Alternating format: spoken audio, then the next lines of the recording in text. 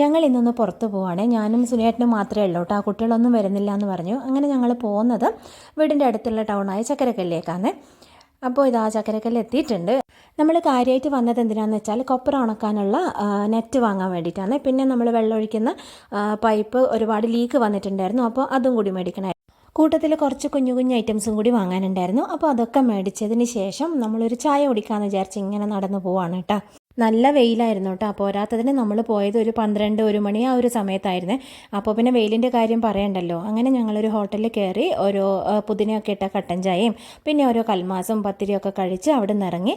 അപ്പോൾ പിന്നെ ഏതായാലും പോയതല്ലേ, കുറച്ച് പച്ചക്കറിയൊക്കെ മേടിക്കാമെന്ന് വിചാരിച്ച് അങ്ങനെ കുറച്ച് പച്ചച്ചീരയും പിന്നെ കുറച്ച് അല്ലറ ചില്ലറ സാധനങ്ങളും പിന്നെ ഒരു മരുന്നൊക്കെ മേടിക്കാനുണ്ടായിരുന്നു. അതും മേടിച്ച് പിന്നെ വരുന്ന വഴിക്ക് ഇതാ ഓറഞ്ചും മുന്തിരിയൊക്കെ വിൽക്കുന്നുണ്ടായിരുന്നേ. മീനുകുട്ടിക്കാണെങ്കിൽ ഓറഞ്ച് എന്ന് പറഞ്ഞാൽ ഭയങ്കര ഇഷ്ടമാണ്. അപ്പോൾ അതും കുറച്ച് മുന്തിരിയും ഒക്കെ മേടിച്ചു. അങ്ങനെ ഞങ്ങൾ തിരിച്ച് വീട്ടിലെത്തി. അപ്പോൾ